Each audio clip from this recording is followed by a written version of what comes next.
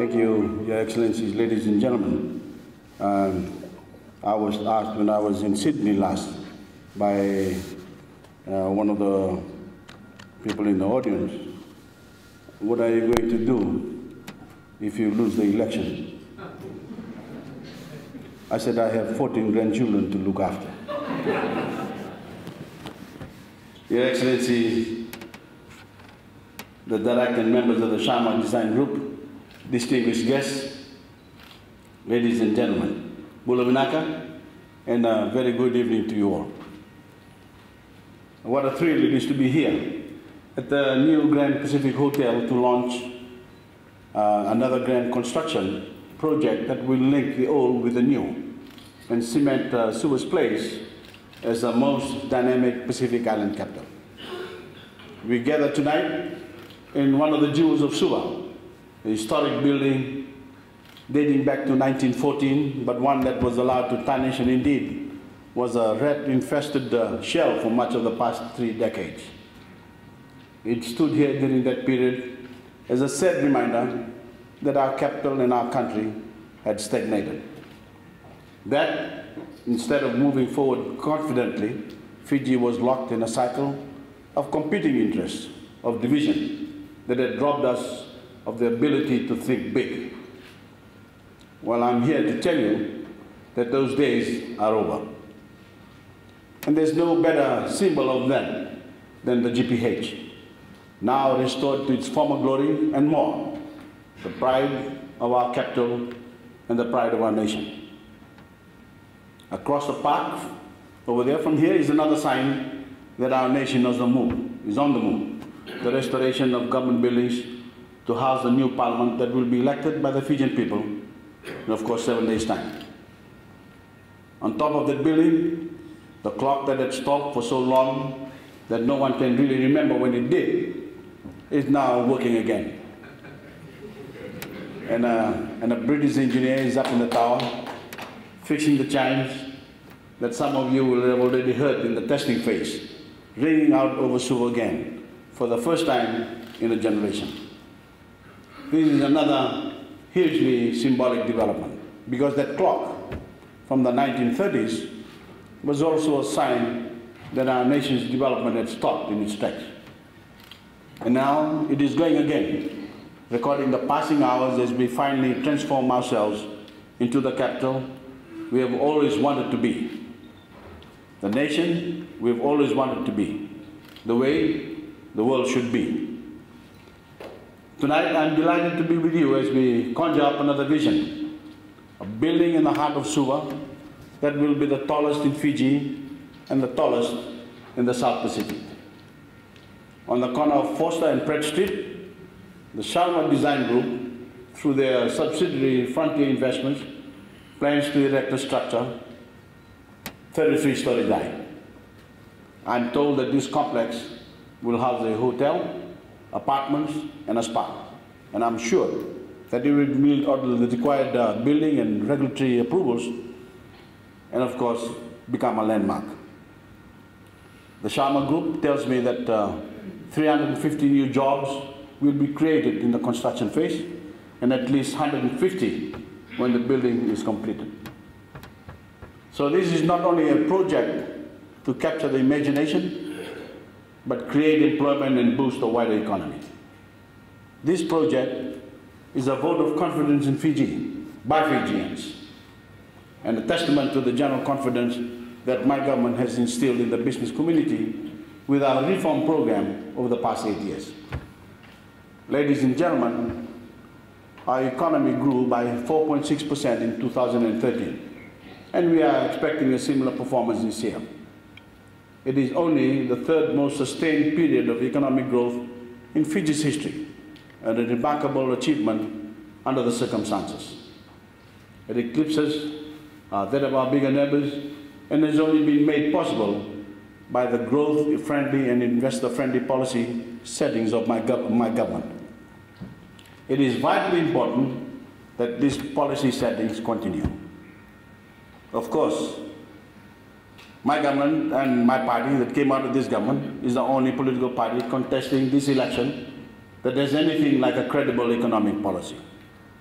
The rest pluck figures from the air, make wild guesses, or in the case of one party, promises to slash VAT by 5% without even detailing how the revenue shortfall of $300 million will be made up. Indeed, it is alarming how little focus has been given to the economy in this campaign. As someone once said when asked what would decide an American election, it's the economy, stupid. It is the most important issue in Fiji as well, yet no one wants to talk about it because they have no idea where to take us. To grow the economy, attract investment, and generate the jobs that Fijians need to improve their standard of living. Fiji First, on the other hand, has a clear vision and a plan to build on our achievements this far. Tonight, we launch the 33 Tower, the grandest tower in the South Pacific.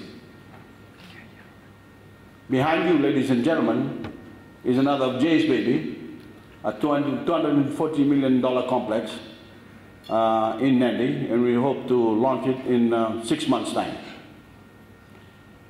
So Fiji is on the move.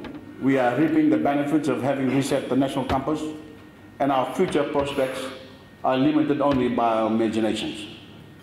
But only if we stay on course, remain united as a nation, and stay focused on the wonderful opportunities that lie ahead.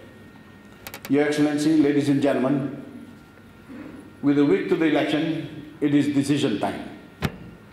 The time to choose. The time to take sides and stand up for a united, prosperous Fiji. Because make no mistake, every voter is facing a stark choice next Wednesday. To join me in continuing to move forward together as a nation, hand in hand, to keep building a stronger and better Fiji. Or to go backwards, to heed the voices of division that have kept our nation weak, and indeed are intent on plunging us into another dark age. I've said in the last couple of days that I've been very disappointed that some of the forces who were responsible for much of the trauma we suffered in 1987 and again in 2000 have re-emerged from the shadows in this election campaign. Indeed, some days I've wondered if anything has really changed. That feeling of being caught in a time warp. It doesn't last for long because I gain so much strength when I meet our people face to face. The wonderful diversity of those in the crowds at our meetings and their passion to join me in taking our nation forward. And I'm especially inspired by our young people, their idealism, their obvious desire to seize the opportunities they've been given with our free schooling and tertiary loans. When I look out at their shining, faces shining with youthfulness and hope, it invariably triggers in me a wave of emotion, a determination to finish the job of finally providing them with the future they deserve. I say to you all tonight, we must choose the path of unity, of ethnic and religious tolerance, and of love and of compassion for each other and the nation we are building together. We must drown out the voices of division and negativity with a chorus of unity and hope. We must turn our backs on the message of division and hatred. Which is why I seek your support to keep moving our beloved nation forward, to this and to that. To vote, because above all else, we put Fiji first. Like many of you, I have been shocked by some of the threats that have been made in this campaign, not only against individuals, but against entire ethnic groups.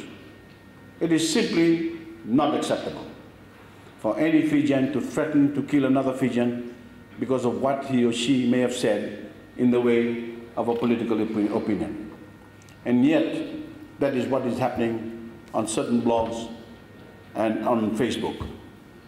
It is not acceptable for any Fijian to say that our 45 troops being held in Syria, our loved ones, deserved what happened to them and should even be executed. And yet, That is what is happening on certain blogs. It is not acceptable for any Fijian to threaten violence against Indo-Fijians, or any group for that matter, if the particular political party doesn't win the election next week. And yet, that is what is happening on certain blogs. And I'm convinced that every decent thinking Fijian will agree with me that these forces must be stopped.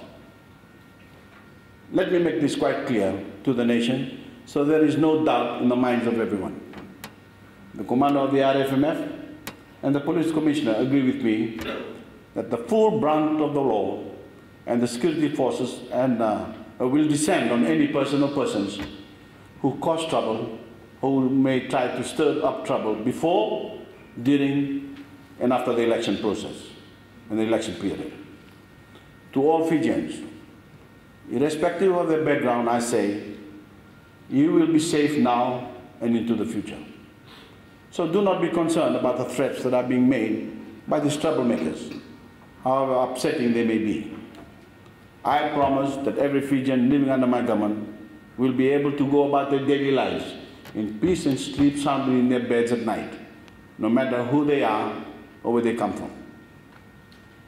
I will not tolerate a climate of intimidation and fear. And to the business community, I say, we will do everything required to keep the peace. Suva will not be allowed to burn as it did in 2000 in one of the most disgraceful episodes in our nation's history. You can be sure of it because we will make sure of it. The game has changed.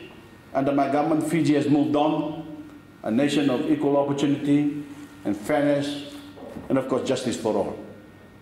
A nation in which no one will be left behind. These are the ugly remnants of the forces of division that we have confined to the dustbin of history. They have no place in the new Fiji. They are finished. So I urge all of you here tonight, and every Fijian, embrace the future with confidence. We are dreaming big dreams. We are reaching for the sky. As I keep telling everyone, and especially our young people, there has never been a better time to be a Fijian. May God bless us all in our efforts to become a better nation. May God bless Fiji. And I thank you.